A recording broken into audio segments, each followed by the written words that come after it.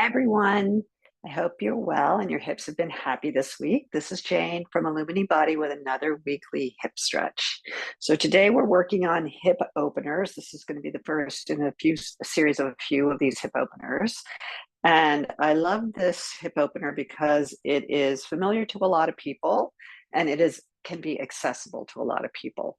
So this is a version of a figure four, which you've probably done in some capacity, whether it's just a stretch or a yoga class or something else. But it is going to be, if you dread the figure four because you can't get your foot over your knee, this will be able to do that and achieve the same benefits. So let's get started. So I'm going to have us be on the floor by a wall. And we're just going to need enough space so that we can put our feet on the wall, knees and hips at a 90-degree angle. So we like to call that 90-90. So the first thing I'm going to have us do is just bring the feet to the wall. Think about them as being right in front of your sits bones. So I don't need them to be as wide as the outsides of the hips, but think about them in line with the sitting bones or the center of your hip creases. So you don't have to be exactly 90 degrees in your hips. Again, that might not be super comfortable, which is it's okay to be a little further away. If you can get 90 degrees, that's great. So in either position, I just want you to feel your heels against the wall. And you're really going to press the heels in and see if you can kind of let these hip flexors in the front ease up a little bit. So a lot of times when we are in hip flexion, like we are now, the superficial hip flexors really want to take over. And if we can engage the back of the legs and the backs of the hips a little bit, they can take it easy a little bit. They're going to still be working because they're hip flexors and they're in flexion.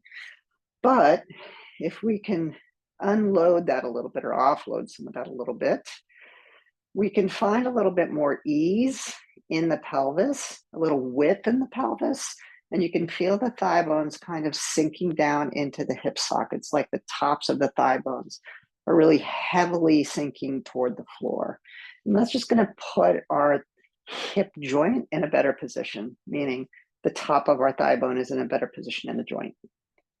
So from there, I'm going to have us keep a little bit of pressure in the left heel, so we still have that feeling of drop in the top of the thigh bone on the left side. And we're going to bring the right foot and cross it over the right knee. Now, here's where a lot of us get hung up. We don't have a lot of flexibility or openness to turn open the hip to bring the foot all the way here. So what I want us to do is just bring the foot wherever it feels okay. It can be down at the ankle, mid calf or mid shin, top of the knee, or on the top of the thigh. But wherever you have it, I want you to turn it out, right? So we're opening that leg up. So it could even be down here, as long as you can put your hand on your right thigh and keep this left heel pressing into the wall a little bit. So I'm going to bring my foot across my thigh. Again, you can bring it here, wherever it feels good. I only want us to bring the right foot as far as you can keep this right hip down. So I've done this in a different video, a different hip stretch video, but I'm going to bring my right thumb into my right hip flexors, and I'm going to push my thigh bone down and away, right? So that's really going to keep this side of my pelvis grounded, while my heel into the wall keeps the left side grounded. That means my pelvis doesn't move, right? So I'm really moving in the hip. I'm not moving in my low back. So wherever your foot can come and both sides of your pelvis, this left side and this right side, can stay grounded, that's as far as you bring your foot, okay? So keeping those two sides grounded, I'm going to bring my right hand to my right knee. I'm going to gently press away.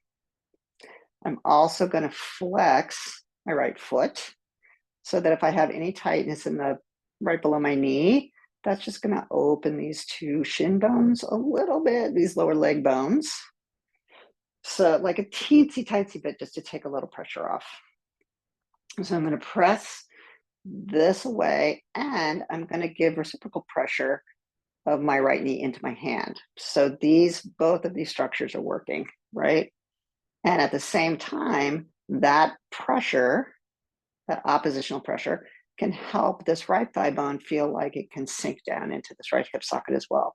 So I've got pressure going on this left heel into the wall, and I've got some oppositional pressure in the right hand and the right knee.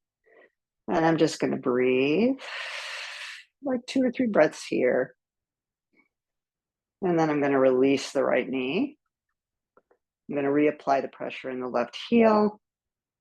And then gently reapply the pressure, the oppositional pressure in the right knee and the right hand. And we're going to do that 2 or 3 times. And again, remember to keep this right ankle flexed, right foot flexed. Good. And release. All right. So the important things here are to make sure that we have evenness in the hips, even heaviness, and that both sides, both thigh bones, both sides are sinking down into the hip sockets.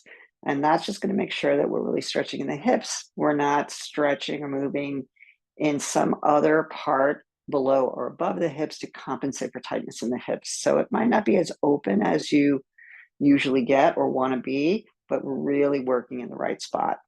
All right. So thanks for joining me. And if you have any questions, feel free to reach out to me, Jane at illumini.com. And I will see you next week. Happy hips.